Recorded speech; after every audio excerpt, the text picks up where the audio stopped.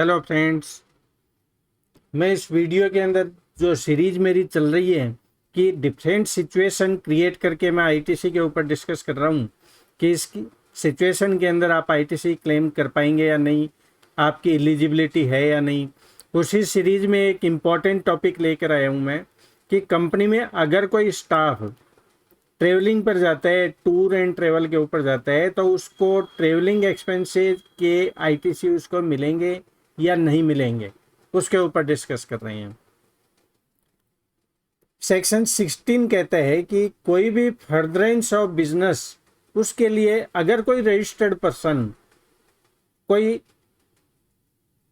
Inward service ले रहे हैं, और उसके ऊपर जीएसटी पे कर रहे हैं, तो उसको आईटीसी मिलेगा, सब्जेक्ट टू कि उसकी कंडीशंस पूरी करता है। सेक्शन 16(1) अलाउ करता है इसके लिए।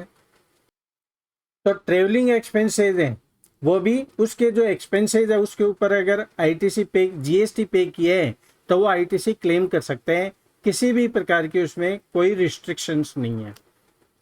अब उसके ऊपर आगे डिस्कस करते हैं कि सिचुएशन क्या हो सकती है ट्रेवलिंग एक्सपेंसेज के अंदर।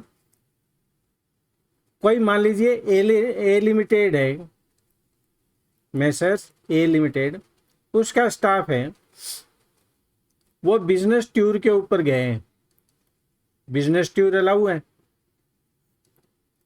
वो जाता है दिल्ली से, मान लीजिए बॉम्बे जाता है, मुंबई जा रहा है, तो जो ट्रेवलिंग के जो एक्सपेंसेज है उसके देखिए आप, वो जाएगा कैसे, मोड ऑफ ट्रांसपोर्टेशन क्या रहेगा। 3 सिचुएशन उसके ऊपर डिस्कस कर रहे हैं। या तो वो कैब करके जाएगा, ट्रेवल बाई कैब। अगर वो ट्रेवल बाई कैब है तो सेक्शन 17(5) है, उसको रिस्ट्रिक्ट करेगा, इनएलिजिबल है वो, उसको आईटीसी नहीं मिलेगा, कंपनी को नहीं मिलेगा। जितनी भी इसके अंदर बिलिंग होगी वो कंपनी की होगी, कंपनी के नाम से बिलिंग होगी, वो ध्यान रखना उसके अंदर। बेशक जो ट्रेवल कर रहे हैं उसमें स्टाफ का नाम हो, उसमें कोई प्रॉब्लम नहीं है।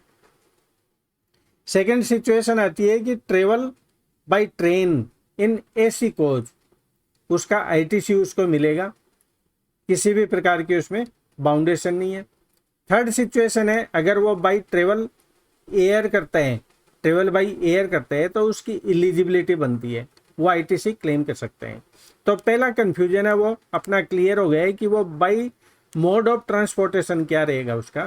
कैब से जाएगा उसको नहीं मिलेगा आईटीसी, बाई ट्रेन जाएगा उसको मिलेगा, बाई एयर जाएगा उसको मिलेगा। ये पॉइंट क्लियर हो गया। अब सेकंड सिचुएशन, बॉम्बे वो पहुंच गया, अब वहां पर क्या करेगा, वो अकोमोडेशन के ऊपर एक्सपेंसेस करेगा, होटल में रहेगा या कहीं भी रहेगा वो, तो वहाँ एकोमोडेशन के जो एक्सपेंसेज हैं उसके ऊपर डिस्कस कर लेते हैं। ट्रेवलिंग की 2 सिचुएशन हो सकती है, मैं दिल्ली टू बॉम्बे की बात नहीं कर रहा, 2 सिचुएशन हो सकती है। एक तो है विद इन स्टेट, जो ट्रेवल कर रहे हैं, राजस्थान के, राजस्थान में ही वो ट्रेवल करके आ गया।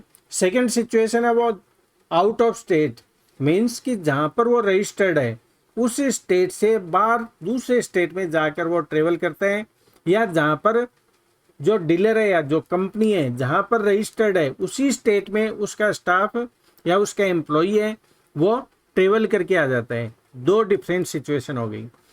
पहली सिचुएशन विद इन स्टेट, जहाँ पर कंपनी रजिस्टर्ड है उसी स्टेट के अंदर अगर स्टाफ कहीं भी ट्रेवल करके आता है तो उसको आईटीसी मिल जाएगा, कोई डाउट नहीं है। इसका बेसिक रीजन क्या है कि जो अकोमोडेशन के ऊपर जो एक्सपेंसेस होंगे उसके ऊपर जो अकोमोडेशन जो प्रोवाइड करवाएगा वो क्या देगा उसे, सीजीएसटी प्लस एसजीएसटी, ये चार्ज करेगा विद इन स्टेट के अंदर, तो उसको सीजीएसटी एसजीएसटी का आईटीसी मिल जाएगा। रीजन की विद इन स्टेट है, कोई कंफ्यूजन नहीं है। सेकंड सिचुएशन आती है आउट ऑफ स्टेट हो, उस कंडीशन के अंदर जो सामने जो होटल है या जहां भी वो रुकता है वो जो बिल रेज करेगा उसके अंदर वो सीजीएसटी और एसजीएसटी क्लेम करेगा। आईटीसी जो उसके अंदर जीएसटी क्लेम करेगा वो सीजीएसटी और एसजीएसटी क्लेम करेगा। ठीक है, आईजीएसटी क्लेम नहीं करेगा वो, रीजन कि वो इमूवेबल प्रॉपर्टी है, इमूवेबल प्रॉपर्टी है, उसमें वो सर्विस दे रहे हैं। तो इमूवेबल के अंदर जहां पर वो जिस स्टेट के अंदर वो फिक्स होती है वहीं का उसको आईजीएसटी पे करना पड़ता है। ठीक है, तो वो जो चार्ज करेगा वो सीजीएसटी एसजीएसटी पे करेगा।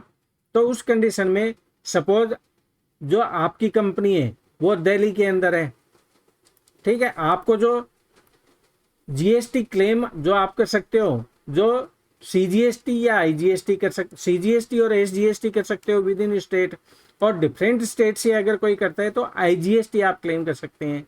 अब आपका स्टाफ है, यानी आपकी कंपनी का जो स्टाफ है वो जाता है मुंबई, मुंबई जाकर रहता है, तो यहाँ पर तो स्टेट चेंज हो गया महाराष्ट्र, अब वहां जाकर रहेगा तो अकोमोडेशन या होटल का जो बिल है, बिल के ऊपर लगा हुआ आएगा सीजीएसटी एंड एसजीएसटी, बिल के ऊपर ये लगा होगा। महाराष्ट्र का बिल है, उसका जीएसटी नंबर महाराष्ट्र का होगा। अब ये बिल आपके पास दिल्ली के अंदर आएगा, तो दिल्ली के अंदर आप सीजीएसटी एसजीएसटी डिफरेंट स्टेट का यानी महाराष्ट्र का आप क्लेम नहीं कर सकते, आपकी एलिजिबिलिटी नहीं है।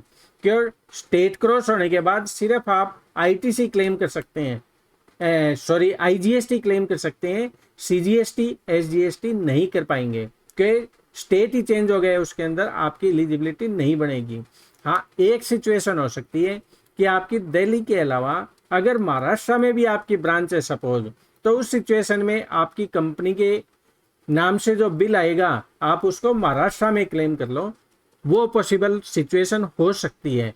अदर कंडीशन अगर फुलफिल हो जाती है तो उस सिचुएशन में वो क्लेम कर सकते हैं, कोई प्रॉब्लम नहीं है।